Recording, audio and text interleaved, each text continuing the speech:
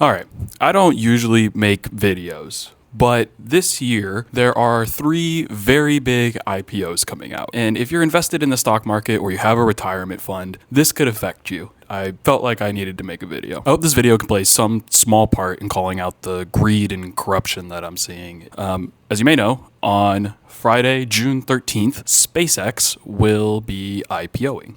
And SpaceX is set for a $1.7 trillion market cap. For the purposes of this video, we'll keep it simple. An IPO is an initial public offering. And usually a company is IPOing when they want to go from being privately owned to being publicly tradable on a stock exchange. This IPO is scheduled to be followed up by two other very big IPOs. Anthropic, the people who make Claude, also recently filed for an IPO privately. And OpenAI is scheduled to not be too far behind, but also noticeably in last. And SpaceX confidentially filed their IPO. So based on when Anthropic just did this, we can expect them to come into the market around August or September. And like I said, OpenAI is noticeably behind, with Sam Altman having a visit to the White House last week to discuss a government stake in OpenAI. So that sets up our three main characters: Nerd 1, Nerd 2, and Nerd 3 down there on the bottom. So all three of these nerds are going to be entering the stock market this year. And I'm going to focus on Nerd 1 up there because his company is going to be the closest. Okay, I'm going to bust out the laptop so we can break this down together. In SpaceX's IPO filing, they've shared the following chart. And you will notice that they make $1 billion in connectivity. That's Starlink, which is a good product. In the middle, you got space. That is losing $600 million. But honestly, a lot of that is subsidized by government contracts. And then finally, you have AI, which loses them $2.5 billion in 1 quarter. You know, this isn't even to mention their $4.6 billion loss from Q1 of 2025. So as you may know, Elon Musk purchased xAI with SpaceX, which also includes Twitter. And honestly, I show you just this chart just so you can understand how expensive AI is for some of these companies. And this leads us to the problem with these three nerds. Elon Musk recently went to the NASDAQ, the S&P 500, the New York Stock Exchange, etc. to get SpaceX listed on those exchanges. Historically, a company has to prove that they can make consistent earnings and that they'll be a company for an entire year before getting listed on any of these exchanges. And Elon Musk went around pitting the S&P 500, the NASDAQ, and other exchanges against each other to get SpaceX on their platform. And how did he benefit? Well, he got the rules changed. All of that I was talking about with profitable companies and making sure your company is alive for a whole year, that's out the window. The NASDAQ and the Russell 1000 have recently changed their rules to allow SpaceX to join their funds, moving what would have been a 365-day waiting period for Elon Musk down to just 5 days. 5 days is what the Russell 1000 changed it to. The NASDAQ changed it to 15 days. So why does this matter if got a retirement account or if I'm in the stock market? Why does it matter? Without getting too much into the weeds of it, the NASDAQ gets fees anytime somebody decides to track their indexes. And the idea is by having SpaceX exclusively on their exchange, more people will want to buy it from their exchange. And once that 5-day period and 15-day period run out, if your retirement account is invested into one of these exchanges, you will start automatically purchasing this. Now, indexes really kind of track how stocks perform. You won't necessarily own them, but your fund manager will use your money to purchase these stocks. And when you start to look into this a little more, you realize that Elon Musk owns roughly 40% of SpaceX and total voting control over the company. SpaceX is expecting to float about 4% of their shares, and a float it's just basically how many shares are available out of the 100% pool. And while this isn't really like a totally unreasonable amount of shares, even though it is little, that 4% is doing a lot of heavy lifting to get to $2 trillion. You see, even in Elon Musk's other high-profile company, Tesla, there's about a 22.5% of insiders that own shares. Spoiler alert, all of that is basically Elon. And if we take a look at their operations data, you will see their net income loss. And that is $4,937,000,000 in parentheses. So you see, there are 555 million SpaceX shares that make up that 4% that are publicly available to purchase. In total, this lets SpaceX raise about $75 billion if you do the 555 million times that 135 a share. And then they're going to use whatever the valuation of that 4% is to justify the rest of the pie. And like I said, this strategy is not entirely uncommon. It's just the sheer scale of it that scares me. Like how is a company that is only listing 4% of its shares with basically no history going to be worth $2 trillion? It's pretty simple, actually. Elon Musk, AI hype, the hype machine, it feeds itself.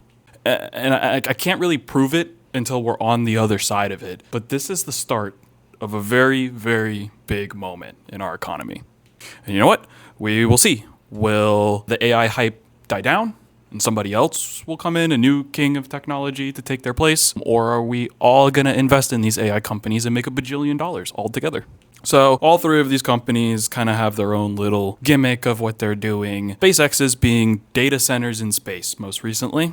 And this is a side note. I know this isn't a video about this, but how do you cool the data centers in space? There's no air up there. Also, how do you transmit the data in a fast way? I'm actually pretty blind spot for me. If you know any resources, please send them my way. And I think the clearest way that I can demonstrate to you why I don't think SpaceX will be profitable anytime soon, I went to x.com and I went to Grok and I says to Grok, hey Grok, can you generate me 20 pictures of a dog playing blackjack?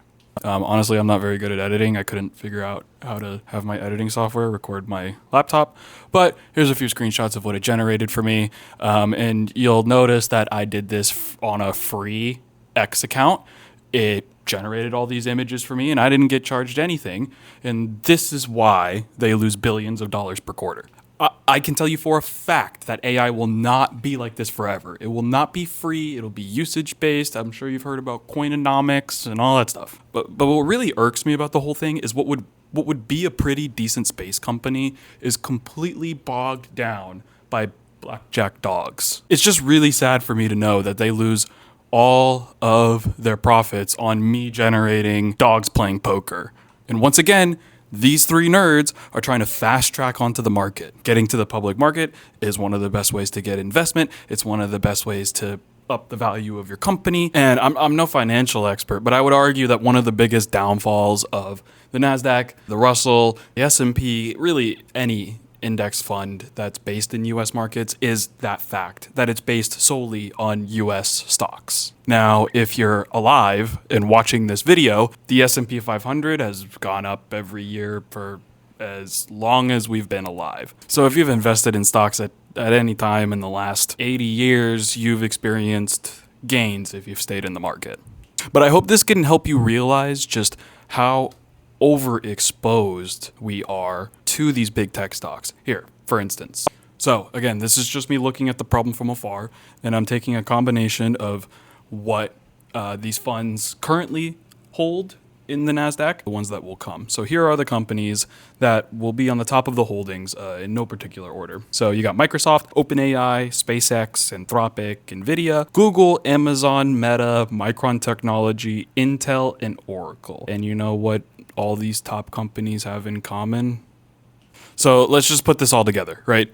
So I'm upset at these three nerds because they cut the line to get into these exchanges in order to get access to public funds, mainly retirement funds. And when you have these algorithms that are trading for you, a lot of these firms just hold a lot of these top companies because they're the most valuable assets.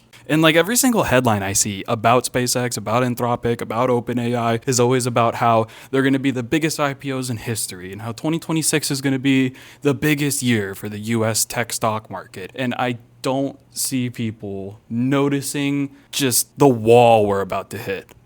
So if you or a loved one are invested into the NASDAQ or the Russell, I would recommend you to take a look at what the holdings are and maybe consider switching funds. Maybe you're a big AI person and AI is the future. I don't know if it'll be this time around, but it could be. And if you don't know what fund you're invested into, most people don't feel bad. I would encourage you to get in contact with either your employer or if you know who manages your fund directly, get in contact with them. There's usually a website you can go to, like John Hancock. I know they have a website. You can switch your fund for no fees if you don't think the AI market is going to perform how everybody else does. It's usually not too hard either. It's just like a click of a button. You literally just switch it. And you can look at the breakdowns of what individual stocks they hold, maybe you like healthcare, maybe you like something else. All I'm trying to point out in this video is if you're invested into one of these funds, you're about to become very overexposed to the AI market. Like I said at the start, I don't usually make videos, but if you enjoyed this, leave a like so I know to continue. And if you learned something, maybe share it with somebody. Maybe you don't have a retirement account. Maybe your parents do, or your grandparents do, or something. They don't read into the news too much. I think it's important to research these things and protect what you work so hard for. Thank you for joining today. This is Placehold, where we're just filling in for the next guy.